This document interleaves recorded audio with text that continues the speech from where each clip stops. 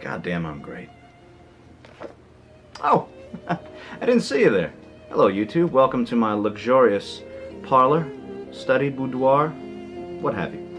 It's your boy, Big Red Roboido, and I'm here, very comfortable in fact, to shoot a little video for you. Now, I know I told you that I'd be making a video about the New Coke thing. Hang on, let me pull it off here.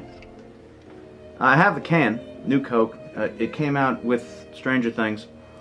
I figured I'd give it a go since it came out in 1885, and so did I. I tried out. But then I was like, well, what the hell? I mean, if you wanted to know about the whole New Coke, Coca-Cola Classic thing, you could just go to, like, Wikipedia or something. What the hell do you need me for? So, I figure I'll try it out anyway.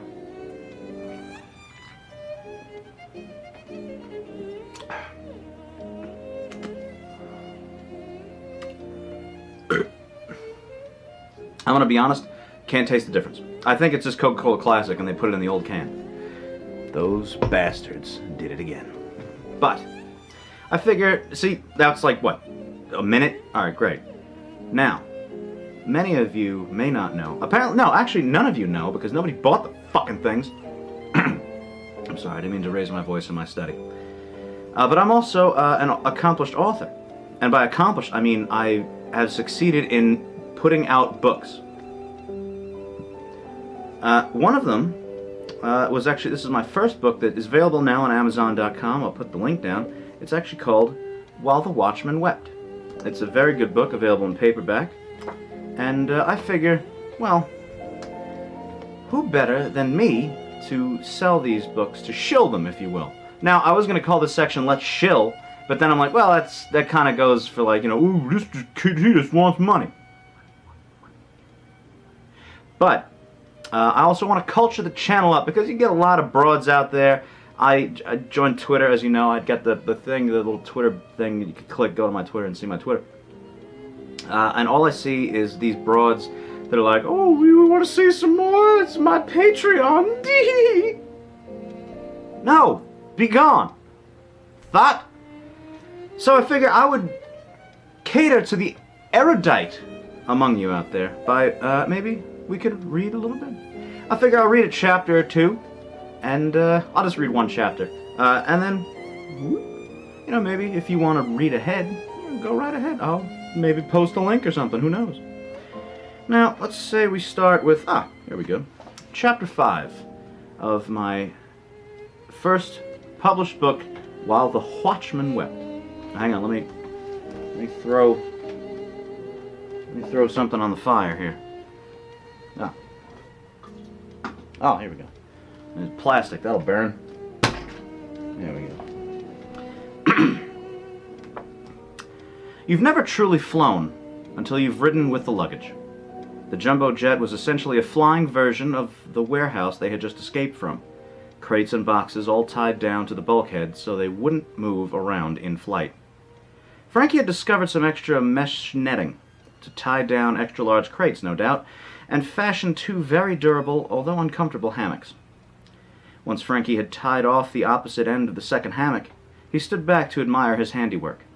Turning to John with a smile, proudly declared, "Her Majesty's Sky Navy's compliments, sir."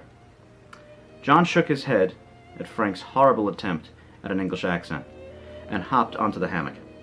It swayed back and forth for a bit, a mix of the turbulence over Long Island Sound and John's own weight. Frankie attempted to follow suit, jumping on his. However, he went left when he should have gone right with his knot, and he fell flat in his ass, prompting John to put on his best Kennedy impression, "Well, God bless America." Ah, yeah, America, your homeland, whose justice you're running from. Retying his slip knot around the grip handle of the crate labeled Powell Motor Company, this is just a short-term relocation operation. Frank was unimpressed with this bit of political correctness. So it's perpetrator relocation? A bitter grin introduced itself to John's mug. Can we just not talk about it for a while? I nearly pissed myself back there. In that warehouse. I'd never had to run from the police before. I'm white. Frank, who had earlier stumbled on a box filled with what were called space pillows, but just felt like a flattened Nerf ball, who fiddled with it, fluffing it up against the hard mesh of the hammock. Out of shape, too. I figured you'd have passed out and I could have snuck... Out of shape, too. I figured you'd have passed out while I could have just snuck the I was his hostage angle. I could have been on TV, you asshole. John stared up at his gray ceiling, lined with pipes and vents that beyond... I swear I know how to read. John stared up at the gray ceiling, lined with pipes and vents, and beyond that, the outer shell of the aircraft. Below him, the steel sheet that was, for the time being, their floor. It held up crates and a small maintenance hatch they used to get into the cargo hold from the landing gear. The only light that afforded them was the flashlight apps on their smartphones, but considering their enclosed lodgings, it wasn't complete darkness. With the apps off, they could still see each other and a small sliver of light from beyond the maintenance hatch where they entered. On the far wall beyond them, a small rectangular exit sign provided the extra light. It had 2 bulbs behind it, and one was out, so the light cast lopsided shadows against the steel and cardboard towers that surrounded them, as they lay in mesh hammocks like Air Force Robinson Crusoes. They laid in silence for what seemed like a few hours, each hoping the other was asleep so they could go over the events that had previously transpired and determine the best course of future action. John ran over the future in his head, his thoughts running panicked from the past. All right. The plane is headed to Oslo. Who did he know in Oslo? Who did he know in Norway? The untreated air around him was growing colder as they approached Canadian airspace. John wrapped his arms around him, pulling them in from the arms of the jumpsuit to be nearer his core. In the dim exit light, he was able to see his breath leave him, just as it had left Mary all but a few hours ago. Mary Bernadette O'Hanlon passed from this earth in his arms. It then occurred to John that no one had ever died in his arms before, and how unlike it was in the films. He heard that once you die, your muscles relax, and you piss and shit yourself. The last involuntary indignity you plagued the human race with. Mary was a year older than him, a fact that had amused John at their first meeting. He had talked about how unfair it was that he would still die first, and she would get all his hard-earned money. White man's burden. He had thus far outlived his beloved by about 7 hours. John turned over in his hammock. This motion prompted Frank to do the same. They both settled in, John in a tight fetal position, legs as far to his chest as they'd go. What would they do in Oslo? Where would they go? John knew that his first priority would be to find a Catholic church somewhere in atheist Norway, confess his sin to a priest who probably wouldn't speak English, or high school Spanish. Did he even need to go to church? Not like he did anyway. After all these years, he couldn't understand the logic of keeping the Sabbath holy. If God was everywhere, why did he need to go to the same building built by men, only to find out that he should fear God and that he owed God money? The image of God the bookie caused a few giggles to escape his booze hatch. Humor worked. Humor was good. He thought about his 4th or 5th confession, how he got the balls to tell the priest he masturbated earlier that day in the school bathroom. The fact that the father was newly arrived from the Philippines and spoke practically no English made the situation the perfect crime. Lied to a holy man, and his penance was only 10 Hail Marys. His own yawn put the giggles down, and Johnny's eyes started feeling heavy. He realized that I swear to God, I can read. He realized that he hadn't slept in about 24 hours, and the combination of holding himself and the Nerf pillow all but assured him that dreamland awaited. He was suddenly in a snowy forest, near a clearing. The snow crunched with each step where he took, dodging a branch here and a stump there. In front of him, concealed by the snow-swept wind, a figure stood in a field. He took a gander while hiding behind a tree. It was a feminine figure wrapped in blankets. John tried to squint and make out the face, but a blast of cold air hit him square in that face and dried his eyes.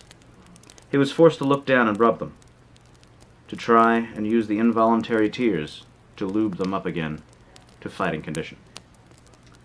Johnny noticed something strange as he stepped out into the clearing. The snow stopped falling, the breeze died down, and the sun came out. The warm rays of heat felt good in his face. The snow all around him was melting rapidly. The trees looked as though they had just hopped out of the shower. Everything seemed dripping wet, from the field all around him to the mountains in the distance. In fact, the snow on these mountains was melting too fast, and a massive wave of fresh water was now cascading downward at remarkable speed. The mountains, if John could judge them, were about 500 yards away, but the angry wave of water was making terrific speed.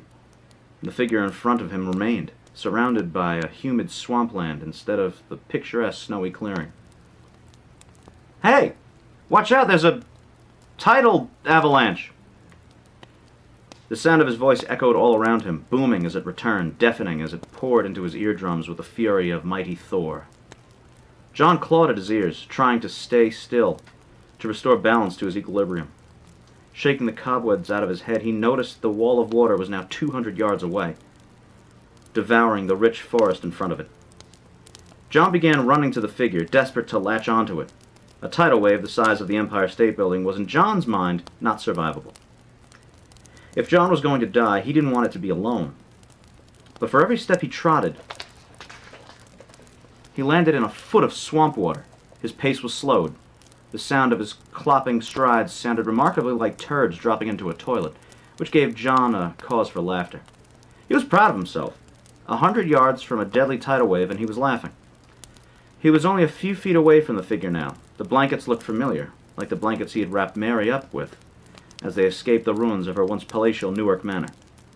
Could this be Mary? Determination and toilet sounds surrounded him as the growing roar of the wave began to eclipse over him. As he reached for Mary's shoulder, a terrifying scream exploded almost everywhere at once. The figure it turned out wasn't Mary at all. The screaming emanated from a shrouded blanket was a skeleton, a charred and bleeding skeleton with red-hot coals for eyes, glowing with hatred that ripped into John. Just as the wave took him, he was awakened by a kick from Frank. John shouted as he slipped back into reality, rubbing his leg from where the kick hit that Frank had delivered. "What the fuck, man?" John exploded with the pent-up rage he had been holding back. Frank looked at him with a nervous exclamation. Frank looked at him with a nervous caution. "I had a nightmare." Well, that was Chapter 5 of While the Watchman Wept. I think I got through most of it all right. I'm hoping you don't think I'm retarded, or maybe slightly less retarded than you thought originally.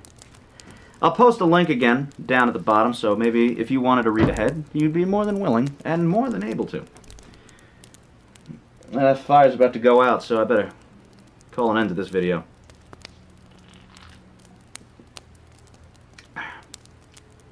Yeah, new Coke tastes exactly like old Coke. I think they tricked us. They pulled a sneaky on us. It was pretty good, though. All right, ladies and gentlemen, that'll do it for me. And that'll do it for you, because this video is over. You survived it, I survived it, and if you'd like to donate to my Patreon, well, let's get it on.